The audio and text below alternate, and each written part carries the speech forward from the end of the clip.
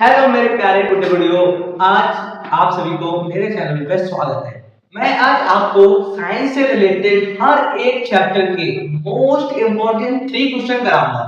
सिर्फ ज्यादा नहीं, हर एक चैप्टर से, जैसे फिजिक्स का चैप्टर 1 है लाइट, तो लाइट से मैं 3 क्वेश्चन कराऊंगा, इलेक्ट्रिसिटी से 3 क्वेश्चन कराऊंगा। हर एक चैप्टर से मैं तीन तीन क्वेश्चन कराऊंगा। वो तीन क्वेश्चन इतने इंपॉर्टेंट होंगे कि उसी में से पेपर में क्वेश्चन आएगा। क्योंकि मैं आपको वैसे नहीं बता रहा हूं, मैंने बहुत सारे वीडियोस को रिसर्च करते हुए 3 मोस्ट इंपॉर्टेंट क्वेश्चन को रियलाइज किया है। तो मैंने कहा हाँ, ये क्वेश्चन पेपर में आ सकता है। तो आप वीडियो को एंड तक देखना, क्योंकि ये वीडियो सिर्फ आपके 10 मिनट की होने वाली है। बड़े बड़े टीचर्स बहुत टाइम लगा देते हैं, 5-5 घंटे 6-6 घंटे, तब भी वो क्वेश्चन इतने नहीं करा पाते। मैं आपको 10 मिनट में हर एक चैप्टर के मोस्ट इंपॉर्टेंट 3 क्वेश्चंस कराऊंगा, जिसकी आने की प्रोबेबिलिटी पेपर में बहुत ज्यादा होगी। तो मैं अपनी वीडियो से स्टार्ट करने से पहले सिर्फ एक चीज कहना चाहूंगा कि लक्ष्य बड़ा है लेकिन टफ नहीं। चलो वीडियो करते हैं स्टार्ट। चैप्टर 1 के क्वेश्चंस आपकी स्क्रीन पे। फर्स्ट आपकी स्क्रीन पे chapter 1 chemical reaction and equation के मोस्ट इंपॉर्टेंट क्वेश्चंस है। सबसे पहला है सॉलिड कैल्शियम ऑक्साइड, कि हमें पता क्या है, एक सॉलिड कैल्शियम ऑक्साइड है in a container and the water was added. उसमें हमने एक वाटर मिलाया हुआ है। तो राइट द ऑब्जर्वेशन बताना है and right the chemical formula भी बताना है। कोई दिक्कत नहीं, देखो 2013 में आया, 18 में आया, 22 में आया, 24 में आया। मोस्ट इंपॉर्टेंट क्वेश्चन ही लाया हूं मैं आपके लिए, ठीक है। तो देखो सबसे पहले राइट द ऑब्जर्वेशन। तो ऑब्जर्वेशन आप तभी बता पाओगे जब आपको पता चलेगा कि क्या निकला है, क्या बना हुआ है। तो हमें पता है कैल्शियम ऑक्साइड है, तो CaO में अगर हम H2O मिलाते हैं तो क्या CaOH का होल ट्वाइस प्लस के H2 गैस निकलता है। क्या हमें पता है कि किसी भी मेटल के ऑक्साइड में अगर हम पानी मिलाते हैं तो क्या, तो हमारे पास KOH का होल ट्वाइस और हाइड्रोजन गैस निकलती है। तो ऑब्जर्वेशन क्या हो जाएगा, ये लिख देंगे हमें क्या मिला, स्लैब्ड लाइन मिला। क्या मिला, स्लैब्ड लाइन हमें मिला। क्या मिला, स्लैब्ड लाइन हम लोगों को मिला। तो question number 1 clear. Question number 2 क्या कह रहा है, अ शाइनी मेटल M, एक कोई मेटल है M, हमें नहीं पता क्या है, ठीक है। उसे हमने बर्न किया तो एक डेजलिंग व्हाइट फ्लेम निकला। एक चीज दे दी उसने, डेजलिंग व्हाइट फ्लेम। अब डेजलिंग व्हाइट फ्लेम कब निकलता था, जब हम मैग्नीशियम में अगर हम ऑक्साइड की रिएक्शन कराते थे तो डेजलिंग व्हाइट फ्लेम निकलता था। तो and change to white powder, और वो व्हाइट पाउडर में भी चेंज हो रहा है M। तो बताओ कि M और N क्या होगा। तो क्या मैं कह सकता हूं M जो होगा वो मैग्नीशियम होगा। क्या होगा, M जो होगा वो मैग्नीशियम होगा, और N क्या होगा, मैग्नीशियम ऑक्साइड, ठीक है। तो क्वेश्चन में ही आंसर दिया होता है। देखो CBSE 2020 का आया, 22 में आया, 24 में भी आया, ठीक है। तो आइडेंटिफाई M और N हम लोगों ने निकाल दिया। रिप्रेजेंट करो केमिकल रिएक्शन। तो हमें क्या पता है, देखो Mg प्लस O2 बना हमारे पास MgO, ठीक है। ये रिएक्शन हो गई, मोस्ट इंपॉर्टेंट रिएक्शन है, ठीक है। मोस्ट इंपॉर्टेंट रिएक्शन है ये वाली। इसके बाद थर्ड क्या कह रहा है, when the colour is change observe the white chloride to expose a sunlight. Sunlight में एक्सपोज किया जा रहा है, व्हाइट सिल्वर क्लोराइड है। तो क्या मिला हमें, AgCl को हमने सनलाइट में एब्जॉर्ब किया है, सनलाइट में। तो जब हमने सनलाइट इसके ऊपर डाली तो ये 2 टाइप में डिवाइड हो गया। हमें मिल गया Ag अलग टूट गया और Cl2 अलग टूट गया, ठीक है। अब ये कौन सी रिएक्शन है, तो इस रिएक्शन को हम क्या कहते हैं, फोटोग्राफी रिएक्शन कहते हैं। क्या कहते हैं, फोटोग्राफी रिएक्शन। क्या कहते हैं इसे, रिएक्शन को फोटोग्राफी रिएक्शन, ठीक है। तो देखो 2014 में भी आया, 19 में भी आया, 23 में भी आया, 24 में भी आया। मोस्ट इंपॉर्टेंट क्वेश्चन थे चैप्टर 1 के। अब चलते हैं हम चैप्टर 2 की तरफ। चैप्टर 2 के मोस्ट इंपॉर्टेंट क्वेश्चन आपकी स्क्रीन पे हैं। क्या कहते हैं, right the chemical reaction zinc react with HCl hydrochloric acid, ठीक है। हमसे पहले क्वेश्चन में यही पूछा जाता है कि जिंक ने रिएक्ट किया है, H2SO4 से और हाइड्रोक्लोरिक एसिड से। तो आपको पता है कि ये तो आप लोगों को आता होगा कि Zn अगर H2SO4 से रिएक्ट करेगा, Zn अगर H2SO4 से रिएक्ट करेगा तो ZnSO4 बनेगा और H2 गैस निकल जाएगी, ठीक है। और वहीं अगर HCl से करेगा Zn तो ZnCl2 बनेगा, तब भी हाइड्रोजन गैस तो निकलेगी, ठीक है। दोनों की रिएक्शंस हो गई। दूसरी, list the important product of chlor alkali process. देखो 2020 में भी आया, 23 में भी आया, 24 में भी आया। क्या कहता है कि हमें यूज बताओ क्लोर एल्कलाइ प्रोसेस के, हर एक के यूजेस। अब जो बताओ, जब क्लोर एल्कलाइ प्रोसेस होता है NaCl का, तो ये तीन स्टेज में डिवाइड होता है। सबसे पहले हाइड्रोजन गैस निकलती है, ठीक है, NaOH बनता है और क्लोरीन गैस निकलती है। क्लोरीन गैस का तो काम होता है कि वाटर ट्रीटमेंट, वाटर क्या कर सके, ट्रीटमेंट कर सके। NaOH का काम होता है कि ब्लीच, मैन्युफैक्चर सोप के डिटर्जेंट, जो सारी चीजें किससे बनी होती है, NaOH से मिलकर बनी होती है, ठीक है। हाइड्रोजन गैस का काम होता है एलोंगेशन ऑयल को जनरेट का काम करती है, ऑयल का काम करती है हाइड्रोजन गैस का काम ऑयल में होता है, ठीक है। इसके बाद give one reason only one half of the water molecules is shown up on plaster of Paris. Plaster of Paris में ओनली हाफ क्यों होते हैं, क्योंकि जब हम CaSO4 में डॉट 2H2O को अगर हम हीट देते हैं तो CaSO4 बनता है dot half H2O dot half H2O बनता है और डेढ़ H2O क्या हो जाता है, अलग हो जाता है। और जो ये बनता है ना, ये वाला जो प्रोडक्ट, वही क्या होता है, हमारे पास प्लास्टर ऑफ पेरिस होता है। उसे हम क्या कहते हैं, POP कहते हैं। POP का काम होता है कि वॉलों के ऊपर जो पुट्टी होती है ना, wall covering of layer of wall, उसका काम होता है POP का।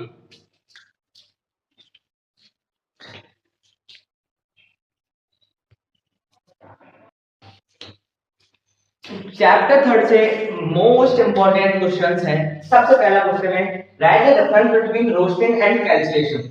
रोस्टिंग और कैल्सिनेशन में क्या डिफरेंस बिटवीन है, क्या डिफरेंस बिटवीन होता है रोस्टिंग एंड कैल्सिनेशन में। तो देखो, हमने देखा था कि एक्सट्रैक्शंस ऑफ मेटल का एक्सट्रैक्शन देखा था, जिसमें हमारे मिले थे लो रिएक्टिविटी, हाई रिएक्टिविटी और मिडिल रिएक्टिविटी।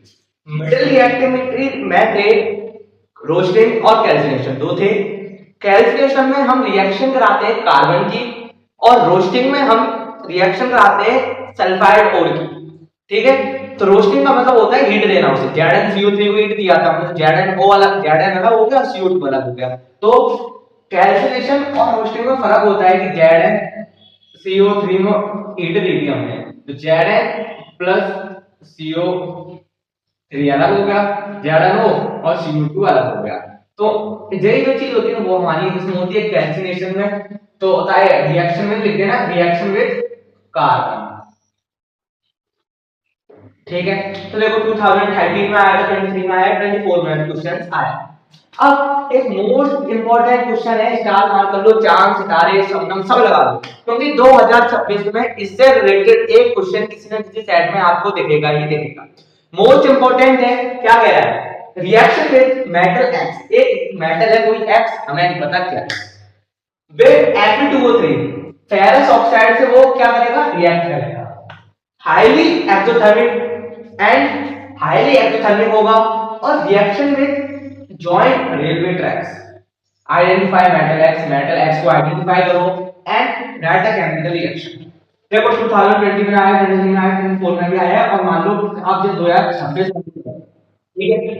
तो ऐसे जब क्वेश्चन होते हैं ना, तो हमने देखा था कि थर्मिट रिएक्शन देखी थी। थर्मिट रिएक्शन क्या होती है, aluminium is used to join railway tracks. Aluminium railway tracks को जोड़ने का काम किसका होता है, एल्यूमिनियम का होता है। तो इसकी रिएक्शन का जो मेटल होगा ना X, वो कौन होगा, एल्यूमिनियम।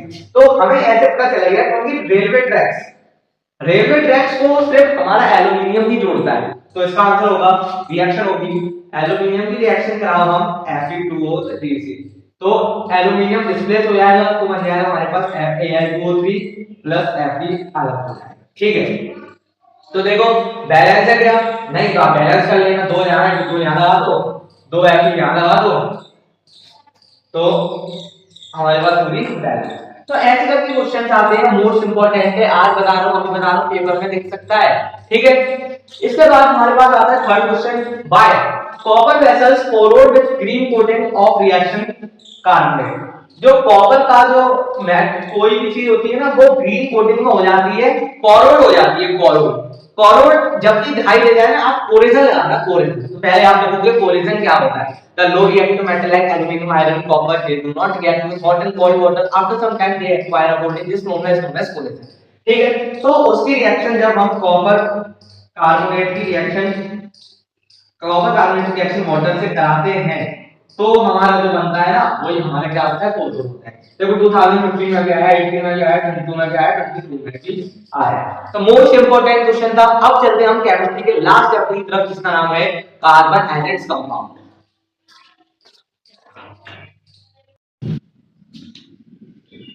चैप्टर 4 में right electron dot structure nitrogen, nitrogen का इलेक्ट्रॉन डॉट स्ट्रक्चर, ये तो आप लोग कर लोगे क्योंकि नाइट्रोजन आप देखना कौन से नंबर पे है, कौन से नंबर पे है, और उसमें देखना कि लास्ट वाले सेल में कितने इलेक्ट्रॉन है, लास्ट वाले सेल में कितने इलेक्ट्रॉन है। तो आप जवाब जो क्वेश्चन है मैं आपको फॉर्मूला को देता हूं, आप जो करके दिखाऊंगा क्योंकि वीडियो में ऐसे क्वेश्चन बहुत सारे आप लोगों को करवाए हुए भी हैं। Right a chemical formula of benzene and draw the structure. देखो 2017 में भी आया, 18 में भी आया, 22 में भी आया, 24 में भी आया। तो मोस्ट इंपोर्टेंट क्वेश्चन ही लेकर आया हूं मैं आपके लिए, और कुछ क्वेश्चन नहीं ये भी आया, ठीक है। तो देखो बेंजीन का कैसे होता है, तो आप ऐसा करो, बेंजीन का जो है डबल बॉन्ड का होता है, सिंगल बॉन्ड, डबल बॉन्ड, ठीक है। रिंग लाइक स्ट्रक्चर होता है इसका,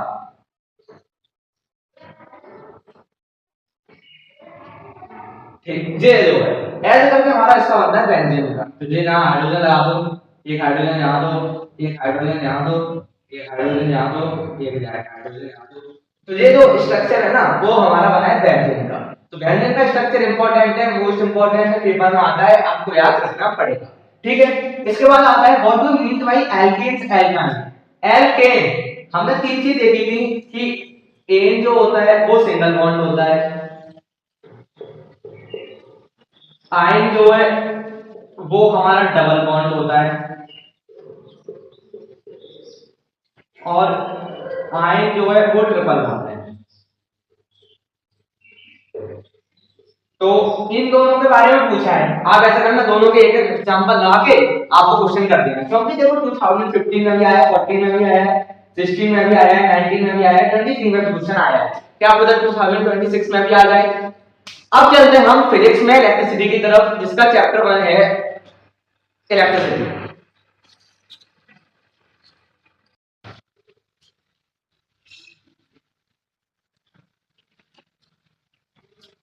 फिजिक्स में सबसे पहला चैप्टर है लाइट। लाइट से मोस्ट इंपोर्टेंट क्वेश्चंस ऐसे तरीके से आते हैं। सबसे पहले तो वो आपसे पूछ लेगा कि लॉ ऑफ रिफ्लेक्शन बताओ, लॉ ऑफ रिफ्लेक्शन बताओ। वो तो आप लोगों को पता है कि हमारे पास रिफ्लेक्शन के दो लॉ होते हैं। सबसे पहले एंगल ऑफ इंसिडेंस बराबर है एंगल ऑफ रिफ्लेक्शन, तो एंगल आई बराबर एंगल आर। दूसरा incident ray emergent ray normal lie करेंगे सेम प्लेन, ठीक है। अब कभी ऐसे क्वेश्चंस आ जाते हैं न्यूमेरिकल टाइप के, तो देखो मैंने जो गिवन जो चीजें होती हैं वो मैंने लिख ली है, अब मैं आपको सॉल्व करके दिखाता हूं पूरा। तो v इतना दे दिया है, u इतना दे दिया है, f पूछा है हमसे, ठीक है। हाइट ऑफ इमेज ये है, हाइट ऑफ ऑब्जेक्ट निकालना है क्या। तो कॉनकेव मिरर है, ठीक है। तो कॉनकेव मिरर का फॉर्मूला क्या होता है, 1/f इक्वल 1/v प्लस के 1/e, यही होता है। तो 1/f निकालना है, इक्वल 1/v कितना है 30, और प्लस के 1/- के 60, ठीक है। तो 1/f बराबर 1/3 माइनस के 1/60, 1/f बराबर ऐसे आ गया 60, 2 - 1, 1/f बराबर 1/60, f बराबर, ठीक है। ये भी क्या माइनस का, ठीक है, प्लस का हो जाएगा। तो ये हो गया माइनस का 60, फोकल लेंथ आ गया माइनस का 60, ठीक है। तो height of image upon height of magnification बराबर माइनस के d बाई u बराबर height of image upon height of object. v कितना है, तो v v दिया है माइनस के 30 अपॉन u कितना है 60 बराबर आएगा इमेज 2.4 आएगा कॉम्प्लेक्स। तो देखना ये हो गया माइनस के 1/2 तो ये हो गया 2.45 माइनस के 4.8। ऐसे करके क्वेश्चन हम लोग करते हैं। कभी कभी कुछ हमें ऐसे दे दिया जाता है कि कॉन्केव लेंस है फॉर्मूला बताओ लेंस का फॉर्मूला 1/f = 1/b - 1/, ठीक है। तो 1/f f कितना है 1/30 बराबर 1/g निकालना है -1/-50। तो देखना 1/30 बराबर 1/b प्लस के 1/50। क्या मैं b को इधर ले लूं तो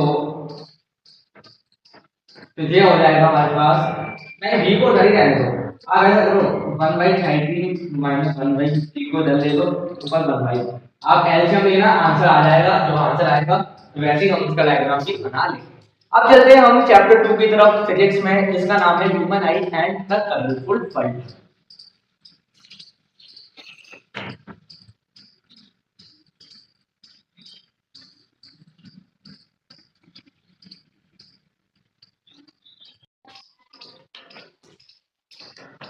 human I and the colourful world से मोस्ट इंपोर्टेंट क्वेश्चंस क्या-क्या आते हैं हम अभी देखते हैं। तो सबसे पहला मोस्ट इंपोर्टेंट क्वेश्चन आता है what is the dispersion of white light.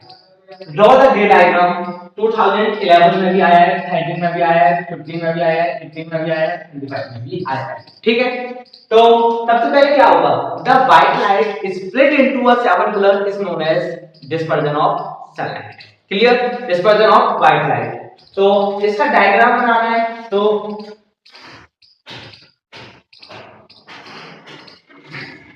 हमारे पास एक प्रिज्म है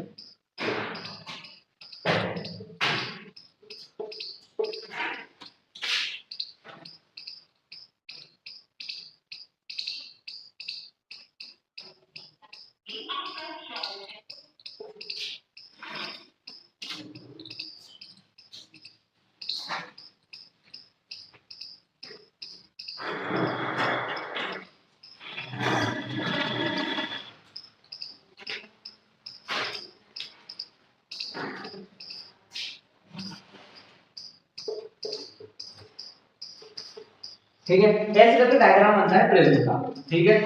तो ये क्या है व्हाइट लाइट और सेवन कलर टूट गई B I D Y O R, ठीक है।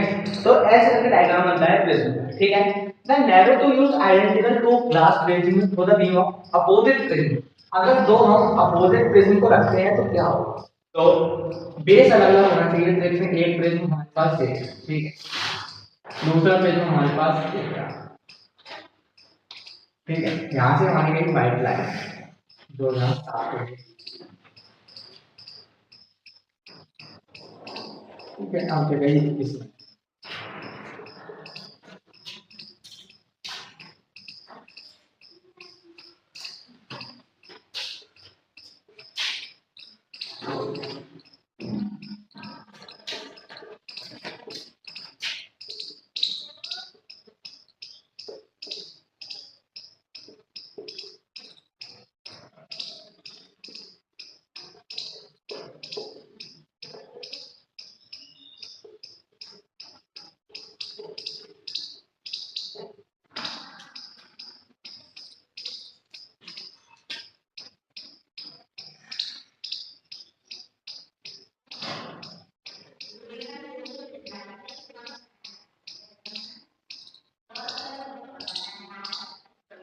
मन में 28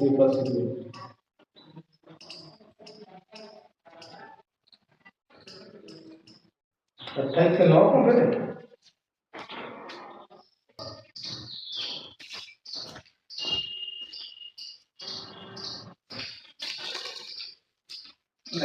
ठीक है। तो सेकंड क्वेश्चन था हमारे पास कि दो अपोजिट प्रिज्म होने चाहिए।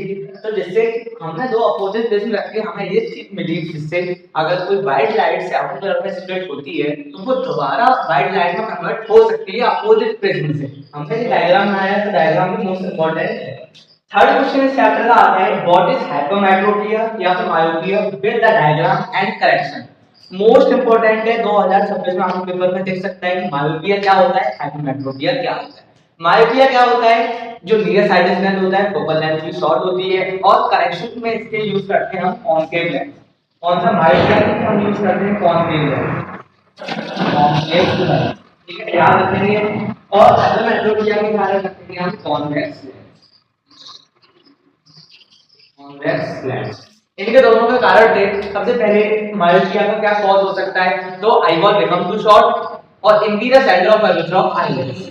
अगर हम बात करें हाइपोमेट्रोपिया की तो eye lens is too flat और आईबॉल बिकम टू शॉर्ट, ठीक है। तो दो इसके कारण थे, तो दोनों ही मोस्ट इंपॉर्टेंट थे। अब इसके बाद हमारा थर्ड चैप्टर आता है इलेक्ट्रिसिटी। इलेक्ट्रिसिटी के मोस्ट इंपॉर्टेंट न्यूमेरिकल्स आते हैं पेपर में, वो हम देखते हैं।